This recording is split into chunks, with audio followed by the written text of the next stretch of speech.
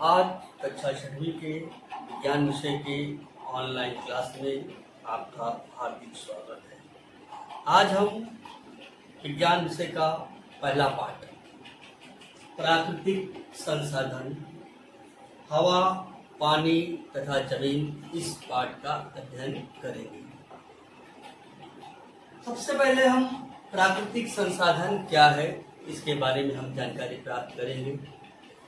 आप सभी जानते हैं प्रकृति में मिलने वाले संसाधन को प्राकृतिक संसाधन कहते हैं। मुख्यतः हवा, पानी और जमीन यह प्रकृति के मुख्य संसाधन है। प्राकृतिक संसाधन की परिभाषा क्या होगी, यहाँ पे हम देखते हैं।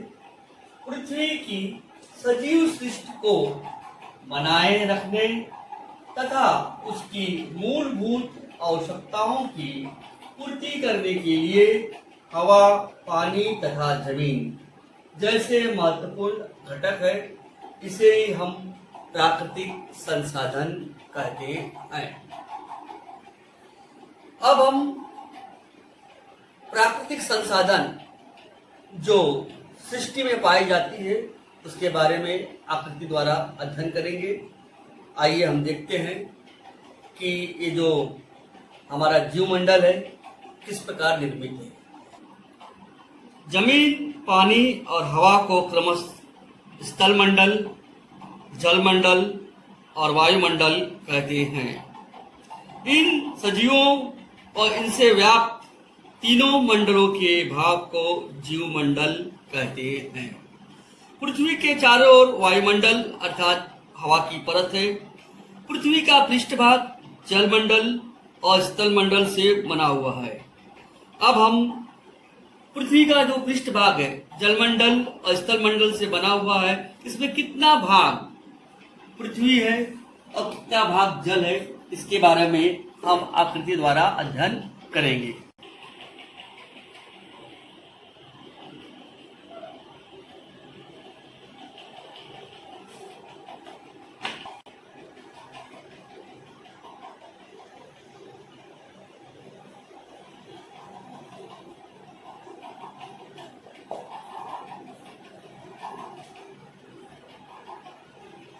आकृति के द्वारा हम देखते हैं कि पृथ्वी पर पानी और जमीन का अनुपात कितना है।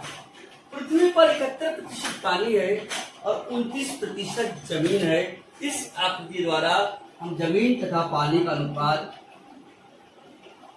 देखते हैं। जमीन तथा पानी का अनुपात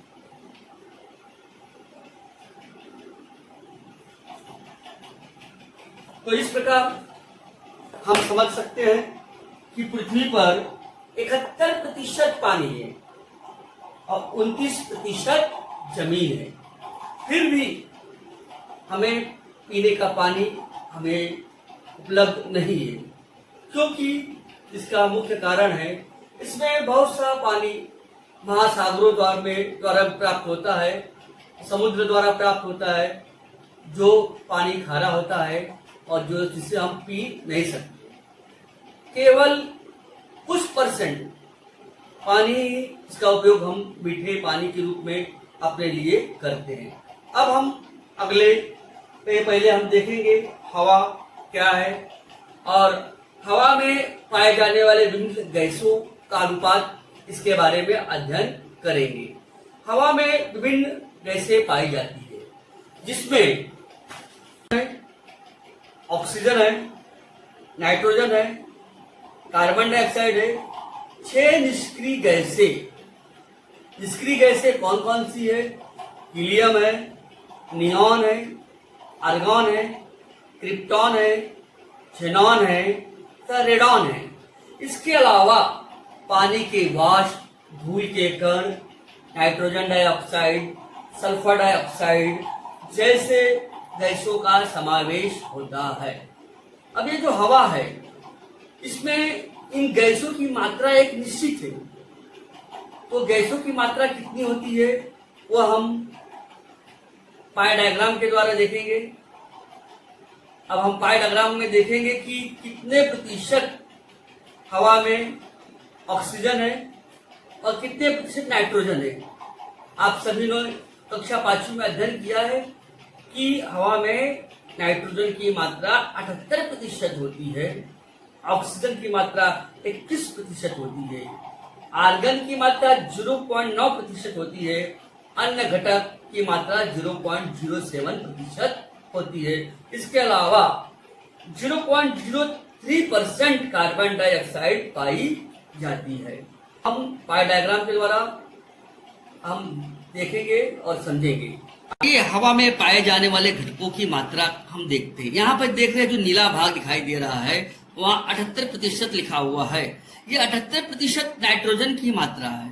तो हवा में नाइट्रोजन सबसे अधिक होता है, उसकी मात्रा 78% है। उसके बाद यहाँ पर लिखा हुआ 20.9 अर्थात 31% ऑक्सीजन पाई जाती है। इसके अलावा अन्य गैसें, आर्गन की मात्रा 0.9%। यहाँ पे आप देख रहे हैं कि लाल, हरे और इसके द्वारा दर्शाया गया है। अन्य गैसें, आर्गन और कार्बन डाइऑक्साइड। यहाँ पर देखिए अंकित किया हो गया है कि यहाँ पर कार्बन डाइऑक्साइड कितनी है, 0.03%। तो इस पाई डायग्राम के द्वारा हमें पता चलता है कि हवा में नाइट्रोजन की मात्रा 78%, ऑक्सीजन की मात्रा 21%, अन्य गैसों की मात्रा 0.017%, आर्गन की मात्रा 0.9% और कार्बन डाइऑक्साइड की मात्रा 0.03% पाई जाती है। आज हम हवा में पाई जाने वाली गैसों के उपयोगों का अध्ययन करेंगे। पहले नाइट्रोजन गैस का उपयोग क्या है इसके बारे में हम जानकारी प्राप्त करेंगे। नाइट्रोजन गैस जो है इसकी मात्रा सबसे अधिक होती है, 78% होती है और इसका उपयोग हम देखेंगे कहाँ कहाँ किया जाता है। तो सजीवों के आवश्यक प्रोटीन के निर्माण में इसका उपयोग किया। अब हम अगला है गैस के बारे में अध्ययन। Oxygen gas. हवा में ऑक्सीजन की मात्रा 21% होती है। आप सभी जानते हैं ऑक्सीजन हमें आवश्यक है सजीवों के जीवन के लिए, श्वसन के लिए ऑक्सीजन बहुत ही जरूरी है।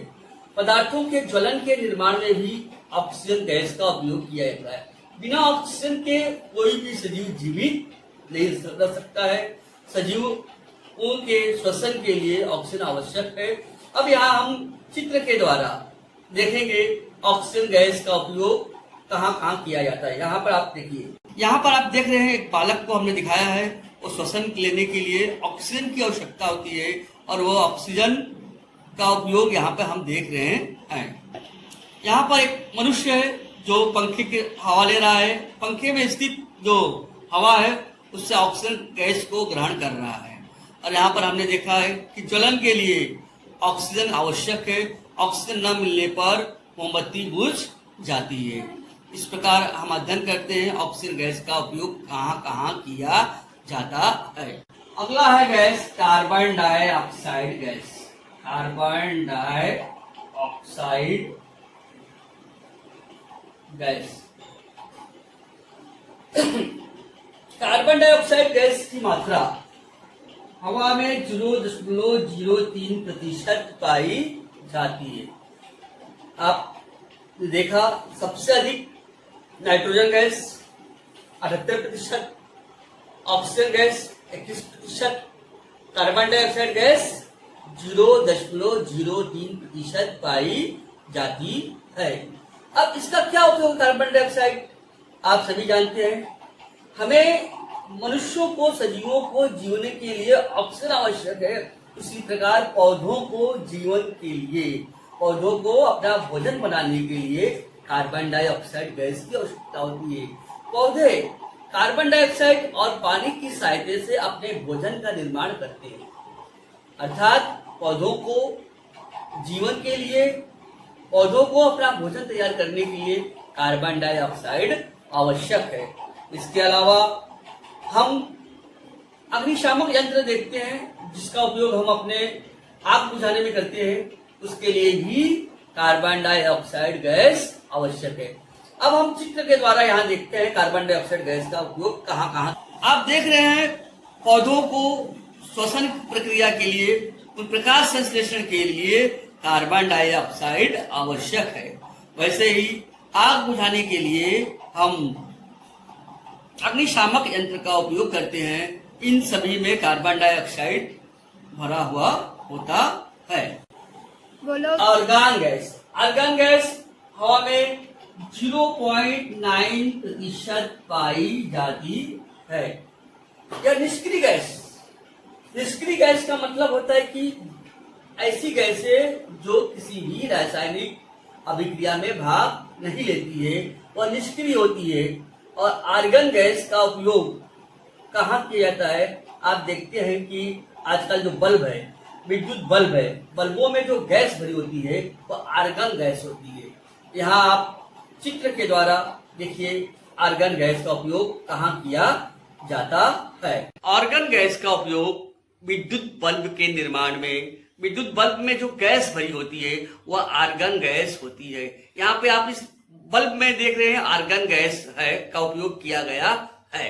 हीलियम गैस, हीलियम गैस का उपयोग कहाँ किया जाता है? हीलियम गैस कम तापमान प्राप्त करने के लिए तथा बिना पंखे वाले इंजन पर चलने वाले वायुयानों में इसका उपयोग किया जाता है। अब हम आकृति के द्वारा देखेंगे हीलियम गैस का उपयोग कहाँ कहाँ किया जाता है। ये आप देख रहे हैं वायुयान है, बिना पंखे वाला इंजनों पर चलने वाले वायुयान में हीलियम गैस का उपयोग किया जाता है और कम तापमान प्राप्त करने के लिए हीलियम गैस का उपयोग किया जाता है। नियॉन गैस के उपयोग, नियॉन गैस, इसका उपयोग कहाँ कहाँ किया जाता है?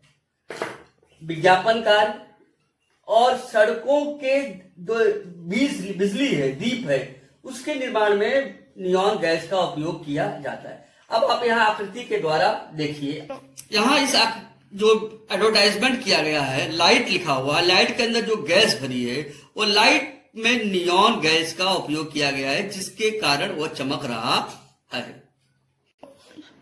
इस आकृति में जो रोड लाइट है, सड़कों के दीप निर्माण के लिए नियॉन गैस का उपयोग किया जाता है। क्रिप्टॉन गैस, क्रिप्टॉन गैस, इसका उपयोग कहाँ किया जाता है?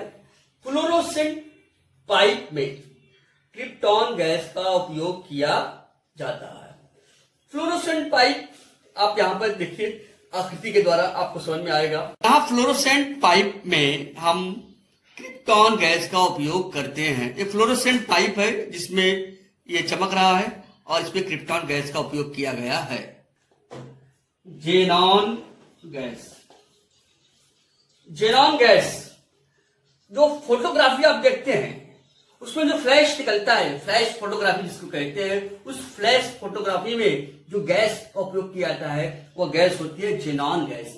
आप यहाँ पे आकृति द्वारा देखिए, इस आकृति में आप देख रहे हैं फोटोग्राफी कर रहा है और जो फ्लैश निकल रहा है, फ्लैश जिसको कहते हैं फ्लैश फोटोग्राफी, इसमें जेनॉन गैस का उपयोग किया जाता है। इस आकृति द्वारा हम ये समझते हैं कि जेनॉन गैस का उपयोग कहाँ किया जाता है? फ्लैश फोटोग्राफी में इसका उपयोग किया जाता है।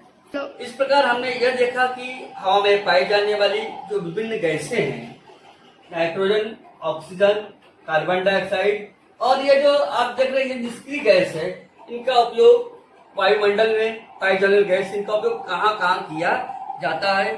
अब आगे हम वायु प्रदूषण के बारे में देखेंगे। आज हमारी जो वायुमंडल में पाई जाने वाली जो हवा है वो प्रदूषित हो रही है।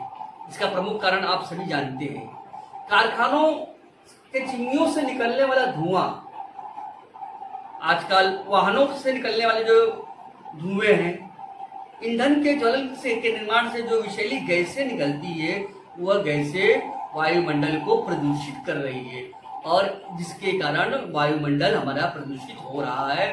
इसे ही हम वायु प्रदूषण कहते हैं। तो यहाँ आकृति के माध्यम से आप देखिए, यह आकृति आप देख रहे हैं वायु प्रदूषण किस तरह से हो रहा है।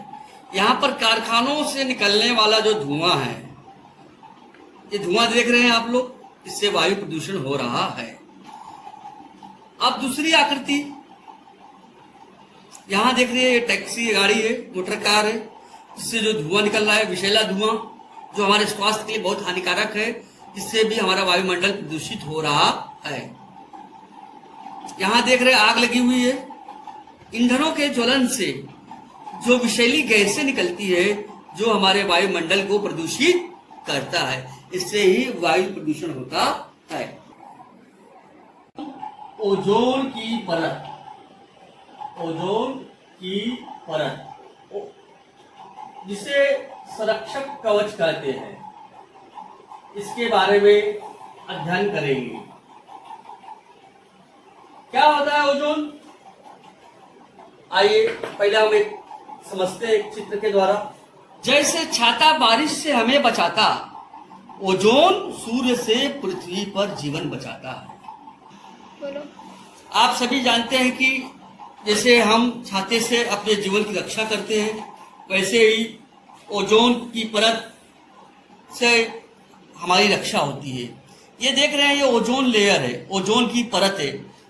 अब ये ओजोन की परत है, इस पर सूर्य से निकलने वाली पराबैंगनी किरणें, यहाँ देख रहे सूर्य से जो किरणें निकल रही है, पराबैंगनी किरणें, उसको ये ओजोन की परत अवशोषित कर लेती है। जो हानिकारक किरणें सजीव सृष्टि तक पहुंचने नहीं देती है। सूर्य से निकलने वाली पराबैंगनी किरणें को ओजोन गैस अवशोषित कर लेती है, जिससे पृथ्वी पर सजीवों की रक्षा होती है। अतः ओजोन लेयर को पृथ्वी का क्या कहते हैं? संरक्षक कवच कहते हैं। और ये ओजोन लेयर को बचाने के लिए विश्व ओजोन दिवस मनाया जाता है। 16 सितंबर के दिन हम विश्व ओजोन दिवस के रूप में मनाते हैं। इस प्रकार हमने हमारा जो पाठ है प्राकृतिक संसाधन, उसके केवल एक पॉइंट का अध्ययन किया, हवा। इस चैप्टर में आज के क्लास में हमने केवल हवा इस टॉपिक को लिया है। अगले क्लास में हम पानी और जमीन के बारे में अध्ययन करेंगे। इतना कहकर आज के इस ऑनलाइन क्लास को मैं विराम देता हूं। धन्यवाद।